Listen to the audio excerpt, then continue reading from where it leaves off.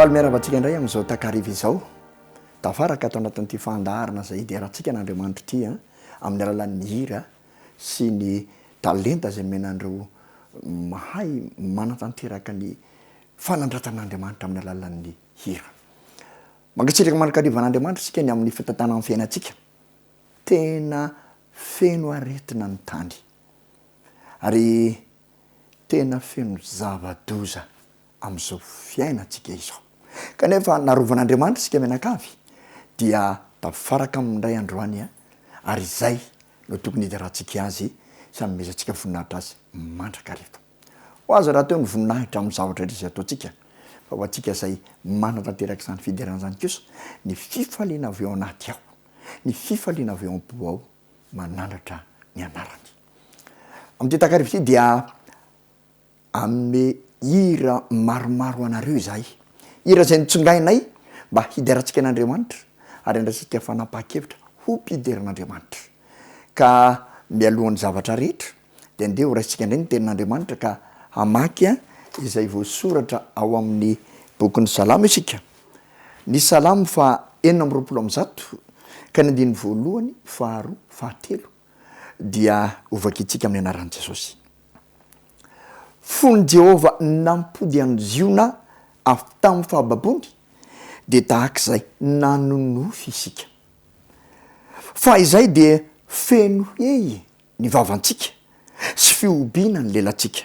Dia natao tany amin'ny jentilisa hoe zava-dehibe no nataon'i Jehova ho an'ireny. Eny, zava-dehibe nataon'i Jehova ho antsika ka dia faly isika. Nanao zava-dehibe tokoa Jehova teo amin'ny fiainantsika tsirairay avy. Tahaka ny nataon'i Jehova tamin'ny zanak'Israely nampody azy tamin'ny fahababoana.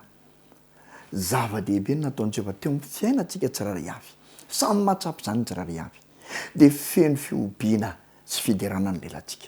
Andeha akambana ny fo ary amin'reto hira maromaro reto izay novodiana tsy ho tapatapahana mihitsy ao dia hatrany dia hoenitsika sy haraintsika ary anakambanantsika ny fotsika. Andeha akambana amin'izany ny fotsika mianakavy hiderin'Andriamanitra ilay mpahary, ilay Andriamanitra nanome antsika ny fahafahana avy tamin'ny fahababoana maro isan-karazany na ara-panahy na ara-nofo.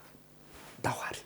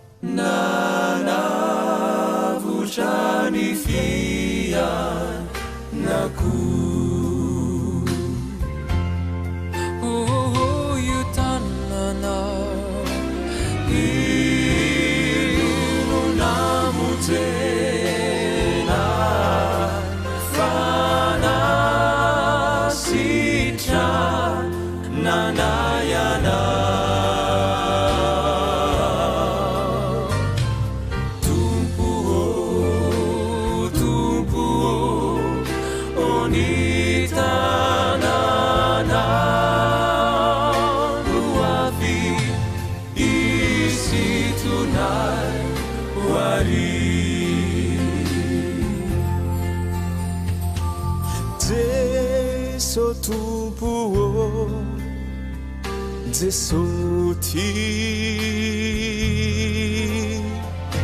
au karenita nana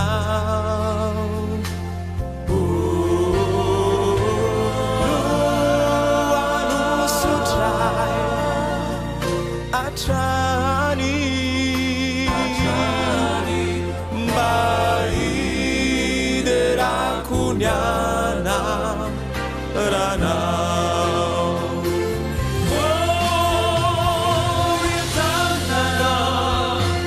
oh,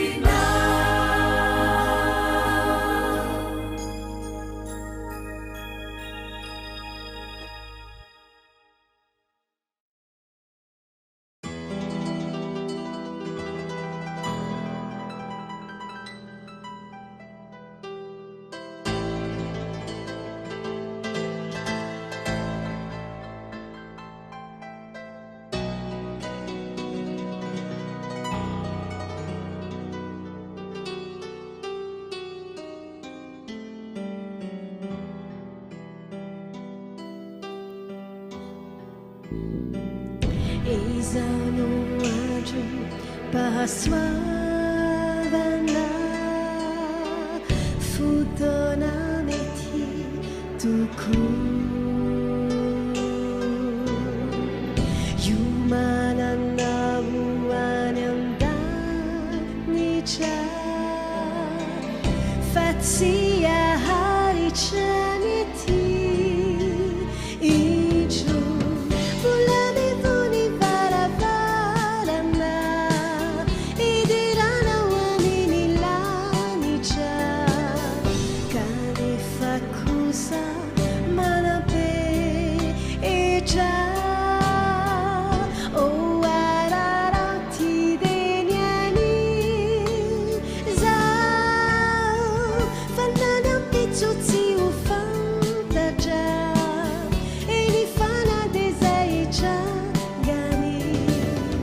Jesusi befetiavana bula mianji hiziza mianji ai siana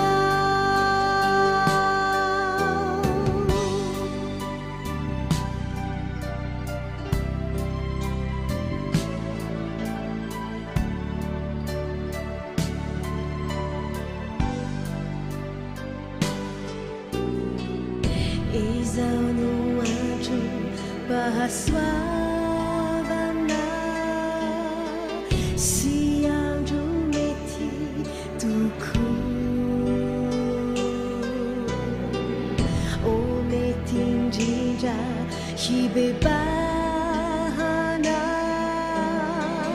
fandrao de lozano hanjo indro mbola mivony varavarana idirana ho amin'ny lanitra kanefa kosa manapetra ararao ty deny anio zao fanany ampitso tsy ho fantatra eny fanade zahitrangany Jesusi befetiavana mbola miandry hiziza miandry ai siana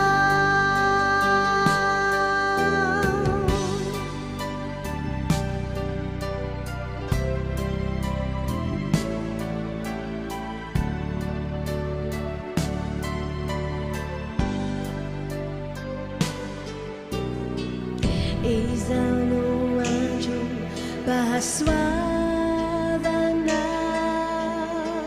sy ora mety tokoa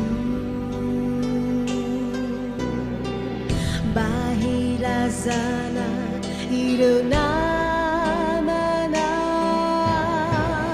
fa efa kaiky ilay Mesy indro mbola mivony varavarana idirana ho amin'ny lanitra kanefa kosa manapetra ararao ty deny anio zao fanany ampitso tsy ho fantatra eny fanade zahitrangany Jesusi befetiavana mbola miandry hiziza miandry ai siana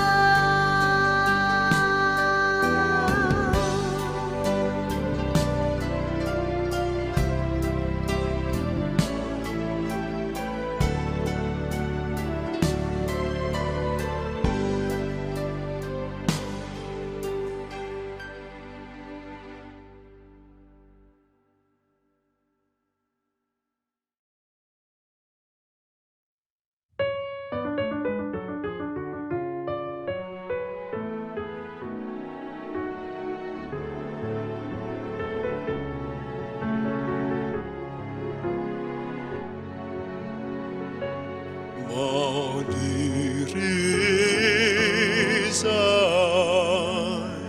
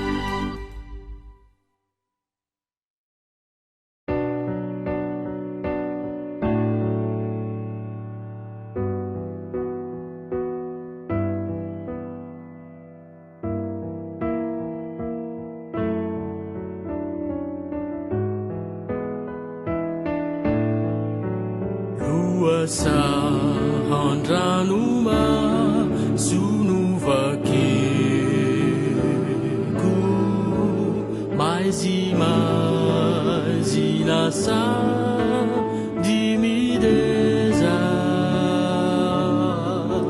kutantan gurirai zanidiku efami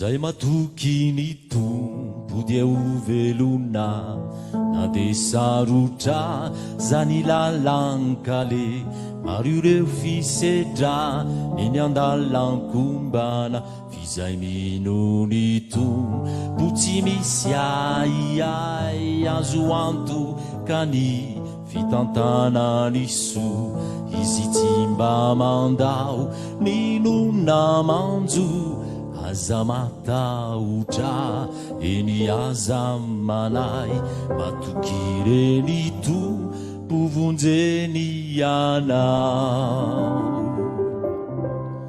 ento eo aminy ny adintsaina mpanay ireo entamave satra sy olana aza mety oky vinaoketraka apetrao amin'ny izy anafakanao izy anafakanao izy anafakanao izy anafakanao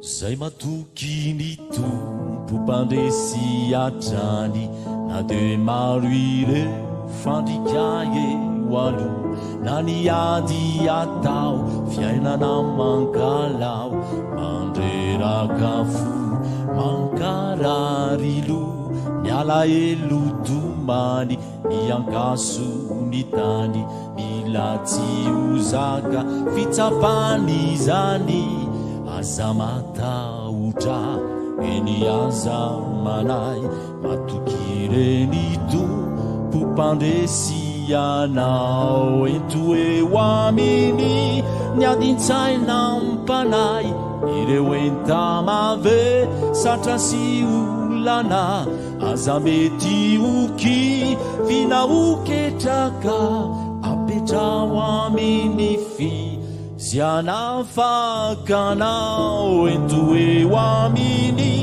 ny adintsaina mpanay ireo entamave satra sy olana aza mety oky vinaoketraka apetrao amin'ny izy anafakanao izy anafakanao izy anafakanao izy anafakanao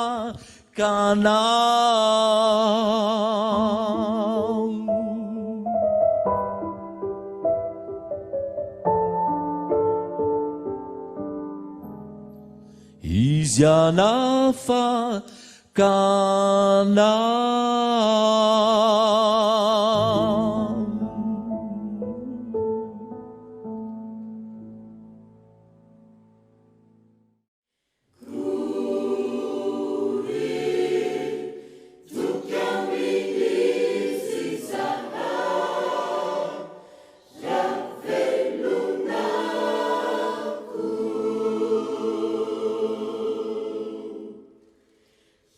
Now we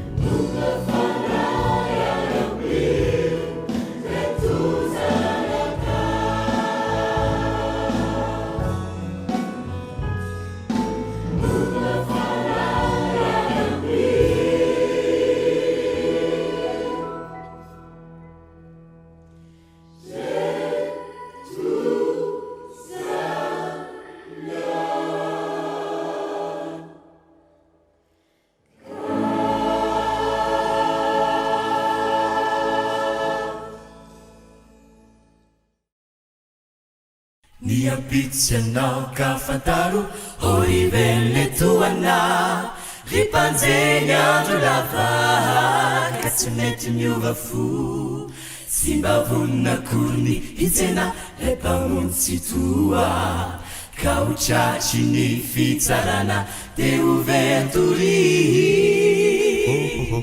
homba hevery olona ny afarana fa sarobidy ny andrombola havelomanao faingiana havia hiara mamindra mandroso hanompoany Jesosy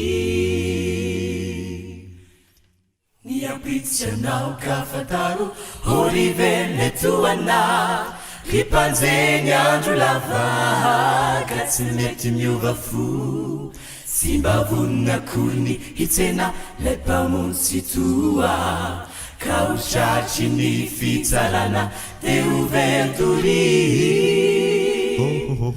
homba hevery lolona ny afarana fa sarobidy ny andrombola havelomanao faingiana havia hiara mamindra mandroso hanompoany Jesosy ny andro rehetra eo anilany Jesosy tsy misy arom-pahoriana fa toyny hafaliana tsy ho rava fiadanampo maharitrano azo raha tokaminanao tsy mba volamena na vatosoa mamiratra no ilainy tompo hatolotra azy zao fa ny fo miova matsiaro mibebakano tiany ho entineo aminy ny andro rehetra eo anilany Jesosy tsy misy arom-pahoriana fa toyny hafaliana tsy ho rava fiadanampo maharitrano azo raha tokaminanao sy mba volamena na vatosoa mamiratra no ilainy tompo hatolotra azy zao fa ny fo miova matsiaro mibebakano tiany ho entineo aminy fa ny fo miova matsiaro mibebakano tiany ho entineo aminy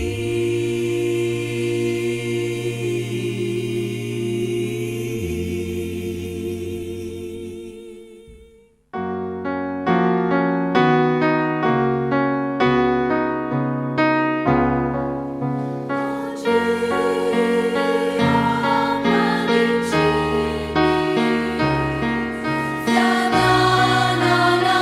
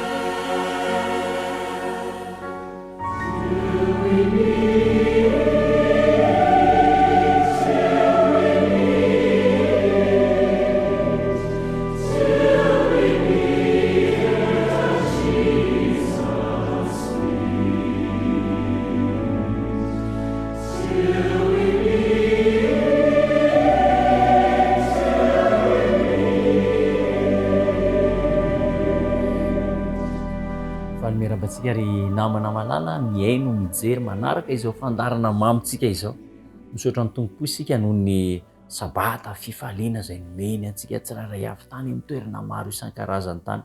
Mino aho fa nanovo hery be dehibe nahita fifaliana tany am-piangonana tany amin'ny toerana izay nanaovana ny fanompoana ny tompo tany isika. Ankehitriny mamarina ny sabata isika andeha hiaino afatra fohy avy amin'ny tenin'Andriamanitra ho fampaherezana ho taridalana ao antsika mandritra ity herinandro izay omen'Andriamanitra sokafany eo anoloantsika ity. Hivavaka isika alohan'ny ianontsika ny tenin'Andriamanitra. Hivavaka isika.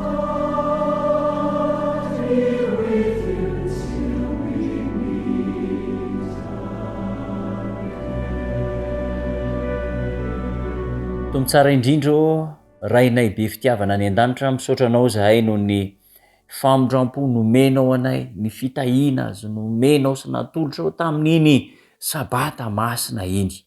Ankehitriny dia hiaino ny teninao zahay ho taridalana vatsim-panahy afatrafatra hitondra fanantenana, ho fampianarana ao anay hiatrehina ny fiainanko avy koa dia mitenena fa vonina hiaino andray am-po ary ampiatra izany teninao izany izay. Tononoko ny vavaka amin'ny anaran'i Jesosy Tompo. Amen.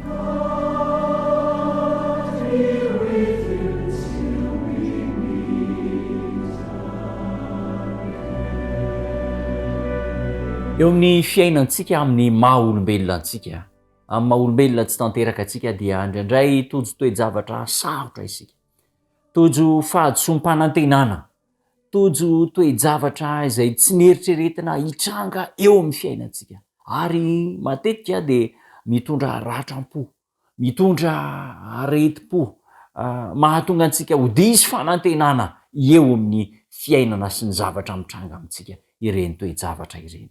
Zao nefa aoka ho fantatsika fa tsy planin'Andriamanitra ny hahatonga zavatra ratsy eo amin'ny fiainantsika, tsy planin'Andriamanitra velively.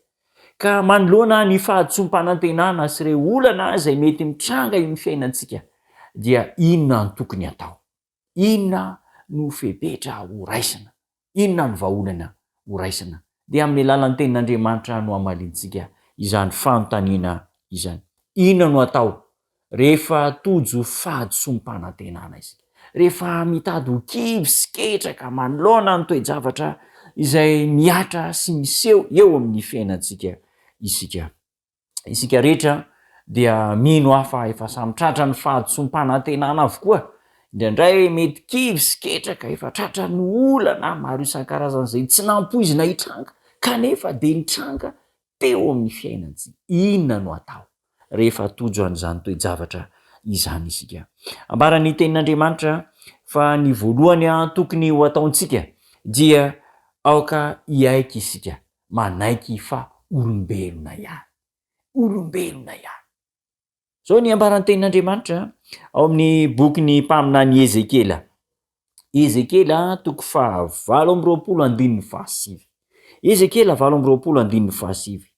Zao ny ambaran'ny tenin'Andriamanitra. Mbola hitompo teny fantatra ihany va ianao eo masony mamono anao hoe mba Andriamanitra koa? Nefa olona ihany ianao fa tsy Andriamanitra tsinona. Ramby eo an-tanan'izay mahatrabaka anao. Ny voalohany zany dia izao. Aoka ho tadidy, aoka ho fantatsika fa olombelona ihany isika. Olombelona mety ho tratra ny fahadisom-panantenana, mety ho hisy toe-javatra mitranga izay tsy nampoizitsika hitranga eo amin'ny fiainantsika. Aoka ho fantatsika fa olombelona ihany isika. Ary manamafy ny tenin'Andriamanitra. Andeha ho jerentsika eo amin'ny Salamo. Ao amin'ny bokyny Salamo 3:100. Salamo 3:100 andininy 420. Zao ny ambaran'ny tenin'Andriamanitra. Salamo 3:100 andininy 420. Fa izy ny mahalala ny toetsika ka mahatsiaro fa vovoka isika. Vovoka isika. Aoka zany ho fantatsika fa olombelona isika. Mety ho tratra ny fahadisom-panantenana ary ny goavana amin'ireny aza dia izao. Vovoka isika ka mety hiverina amin'ny vovoka ihany. Io zany no fahadisom-panantenana goavana indrindra izay mitranga amin'ny fiainantsika olombelona. Aoka ho fantatsika fa olombelona isika. Ny faharoa rehefa tojo fahatsompanantenana dia aoka ho tsapantsika ihany koa fa indraindray mandalo fitsapana sy fizahatoetra isika. Fitsapana, fizahatoetra. So ny ambaran'ny tenin'Andriamanitra ao amin'ny Jakoba toko voalohany. Ao amin'ny bokin'ny Jakoba toko voalohany ka andininy faharoa sy ny fahatelo. Andininy faharoa sy ny fahatelo. Jakoba toko faharoa, andininy faharoa sy ny fahatelo. Ry rahalahiko, ry anabaviko ihany koa, ho antsika rehetra zay manaraka, miaino, mijery ny fandarana dia manoratra ho antsika ny soratra masina ao amin'ny bokin'ny Jakoba. Ry rahalahiko sy ranabaviko, ataovy fifaliana avokoa raha hiara-ny fakapanahy samy hafa ianareo. Satria fantatrareo fa ny fizahan-toetra ny filoanareo dia mahatonga faharetana. Atao fifaliana avokoa raha hiara-ny fakapanahy sy ny fisedrana ny fitsapana. Ka izao zany tsy maintsy misy fitsapana, tsy maintsy misy fisedrana, tsy maintsy misy fitsapana, misy fisedrana. Tahaka ny mpanao fanadinana. Ny fanadinana dia fitsapana ny fahaizana. Tsy sanatria fandavona ny mpianatra akory. Hoe eto ny andavoko azy dia amin'izay tsy mahatratra ny dingana manaraka. Tsy zany ny endriky ny fanadinana, ny fitsapana. Fa fitsapana ny fahaizana mba hahafahana misondrotra amin'ny ambonimbony kokoa hatrany. Ka raha hiara-ny fitsapana, ny fizahan-toetra, ny toe-javatra mety mahakivy isika dia ambara ny tenin'Andriamanitra ao amin'ny Jakoba fa izao. Ho fizahan-toetra anareo izany zavatra izany. Fizahan-toetra ka ny tanjona dia tsy ny andavo, tsy ny andavo antsika, fa ny ahatonga antsika hanana faharetana, ny fitsapana, ny fisedrana zay mahazo ny fiainantsika zany dia tokana ihany hanana faharetana. Ary io faharetana io io no toetra ny zanak'Andriamanitra, toetra ny zanaka sisa. Ambarana soratra masina ny ndininy hafana amin'ny Apokalipsy toko 4:4 fa indro ny faharetan'ny olona masina. Ka aiza ny ananana faharetana? Ny mampisy faharetana dia eo amin'ny fotoanan'ny fitsapana sy ny fisedrana. Ny fitsapana sy ny fisedrana no miteraka ny faharetana. Ny faharetana dia fijoroana ao mahatoky amin'ny fitsipim-piainana tsara, fitsipim-piainana mendrika. Na dia misy toe-javatra mafy aza manozongozona amin'izay fitsapana sy fisedrana. Ka ny toe-javatra mitranga zany mety hoe fahatsompanantenana noho ny zavatra tsy tonga amin'ny tena sy ny fianakaviana kanefa tsy nieritreretina dia tadidio fa fizahan-toetra, fitsapana mba hananana faharetana. Ny fahatelo rehefa atody fitsapana sy fizahan-toetra isika dia izao, ekeo fa izay no sitrapon'Andriamanitra. Na dia tsy araky ny eritreretinao aza ny zavatra mitranga. Hoy ny ambaran'ny tenin'Andriamanitra ao amin'ny Matio 9:7-13. Matio 9:7-13. Zao ny ambaran'ny soratra masina vakiana amin'ny anaran'i Jesosy tsika, amin'ny anaran'i Jesosy. Jesosy rehefa maty, rehefa nivavaka tao Getsemane, nivavaka izy. Mafy amin'ny zavatra hitranga, efa fantany zavatra hitranga. Dia hoy ny ambarany hoe ary 7:13, ary no nandroso kelikely izy dia niankoaka ka nivavaka hoe raha azo atao dia aoka hoe sorona amiko ity kapoaka ity, nefa aoka tsy ny sitrapoko no atao fa ny anao. Matoa tanteraka dia sitrapon'Andriamanitra. Indray misy zavatra ratsy mitranga eo amin'ny fiainantsika. Misy zavatra ratsy mitranga sy miseho amin'ny fiainantsika. Izay tsy tian'Andriamanitra hitranga ihany koa. Tsy tian'Andriamanitra hitranga sisy eo, fa izao avelany iseo. Misy zavatra tediavintsika tsy araky ny sitrapon'Andriamanitra, tena miziriziry mangataka isika, misisika mihitsy ny anao azy, avelan'Andriamanitra hitranga. Dia ekeo fa izay sitrapon'Andriamanitra.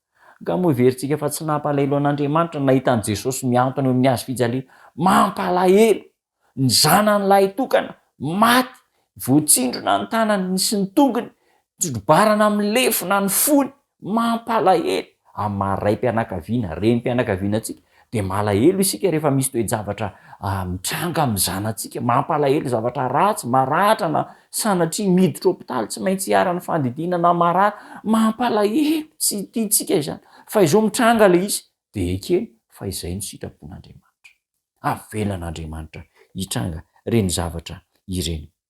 Zao koa no ambaran'ny soratra masina ao amin'ny Marka 4:8-telopolo, Marka 4:8-telopolo, zao ny ambaran'ny soratra masina vakitsika amin'ny anaran'i Jesosy.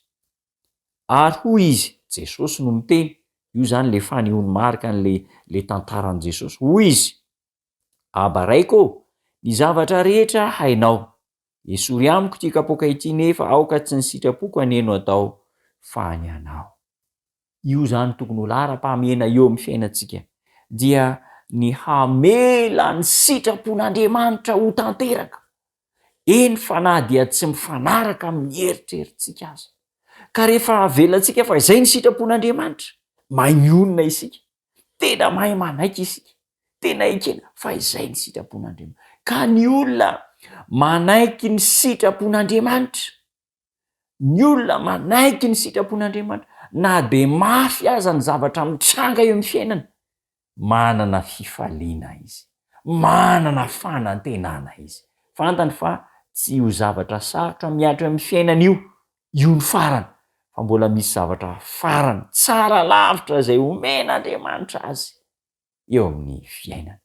Ekena fa izay no sitrapon'Andriamanitra, zay no sitrapon'Andriamanitra, zay no tian'Andriamanitra ho tanteraka eo amin'ny fiainantsika. Ny manaraka de izao, fizaham-toetra. Efa hitantsika teny aloha tamin'ny teboka faharoa fa fizaham-toetra no antony ampandalovina an'ireny toe-javatra sarotra eo amin'ny fiainantsika ireny. Verenitsika vakina kelingely eo amin'ny Jakoba 1:1-2. Jakoba 1:1-2. Zao ny ambaran'ny tenin'Andriamanitra. Ataovo fifaliana avokoa raha hiara-ny fakapanahy samy hafa ianareo. Fizaham-toetra. Ka tahaka ny volamena, metaly, mba ahafantarana fa tena volamena madio ny volamena de izao, tsy maintsy ampandaloviny mpandrendrika anaty afo, tsy maintsy dorana, de miala avokoa ny taindrendrika rehetra, miala ny taindrendrika, le mahatonga azy ho volamena sandoka zany. Fa rehefa may tsara izy rehefa afaka le taindrendrika de mivoaka mamirapiratra tena toy ny volamena. Fizaham-toetra mitranga eo amin'ny fiainantsika.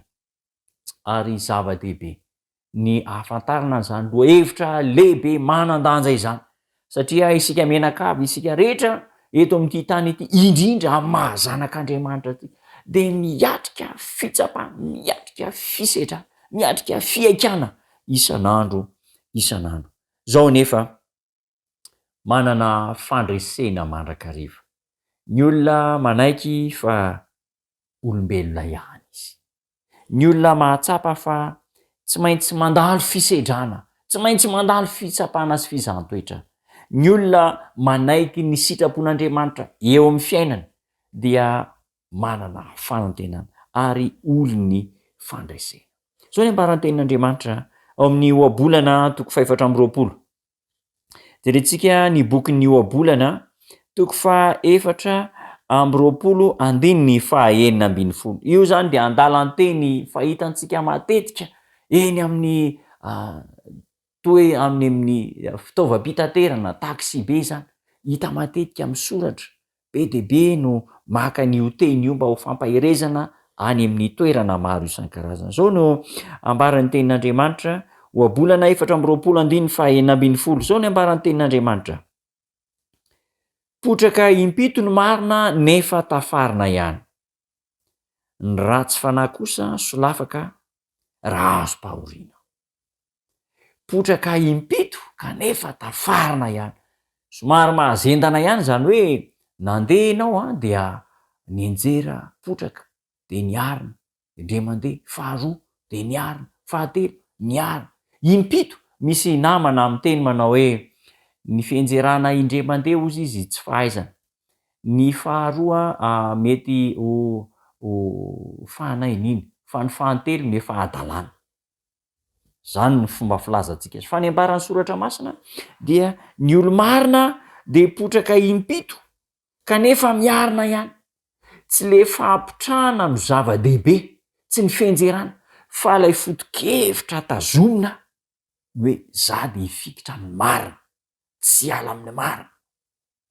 Ka ny olona marina malina izy kanefa mety ho tafalatsaka amin'ny fahotana, mety ho tafalatsaka amin'ny fakapana, ary indrindra mety ho tafalatsaka amin'ny otatsina.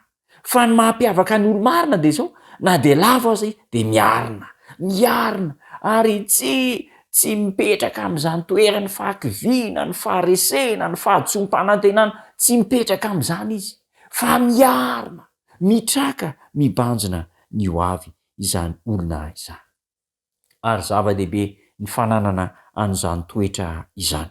Hoy ny ambaran'ny tenin'Andriamanitra ao amin'ny Efesianina 4:4-5. Efesianina 4:4-5. Zao no ambaran'ny tenin'Andriamanitra. Efesianina 4:4-5. Hoy ny tenin'Andriamanitra: tezera fa aza manota, aoka tsy ho tratry ny masoandro milentika ny fahatezeranareo, aza manome fitoerana ho an'ny devoly. Mety hiketraka isika, mety ho tezitra isika, mety ho sositra vokatry ny fahadsom-panantenana ny toe-javatra ratsy mitranga amin'ny fiainantsika zay tsy neritreretintsika, mahazo tezitra, mety malahelo, mety manao fihetseham-po maro isan-karazany. Fa ny ambaran'ny tenin'Andriamanitra, tezera fa aza manota. Na inona fahadsom-panantenana zay mitranga sy miseho amin'ny fiainantsika, aza manota. Mandraisan'ny Kristy ho mpamonjy, ho fanantenana, ery-toky, tezera fa aza manota. Ka izao raha tratry ny fahadsom-panantenana isika de aoka tsy ilonjy alahelo mandritra ny tontolon'ny andro na ny rampitso de eny foana, aoka tsy ho tratry ny masoandro milentika ny fahatezerantsika, ny fahadsom-panantenana ka de sositra eny foana, fa aoka ho vetivety satria manana fanantenana. Ny soratra masina manambara amintsika fa hoy ny tenin'Andriamanitra, nareo mahainto ihany, raha mbola isy koa ny farany de tsy foana ny fanantenako. Raha mbola misy ny farany de tsy foana ny fanantenana. Ka ny olon'Andriamanitra na de tratra ny fahadsom-panantenana sy ny fahakiviana aza dia olony fanantenana. Ny any amin'ny farany, tsy ny androany zay mafy sy sarotra mitranga amin'ny zava-dehibe, fa lay farany zay miandry azy. De tsinona fiainana mandrakizay tsika rehetra, ny fahasambarana mandrakizay. Zany no teny mampanantena, teny mahafinaritra omena antsika eo ampanomboana izao herinandro vaovao izao. Hitantsika ny Tompo hivavaka isika.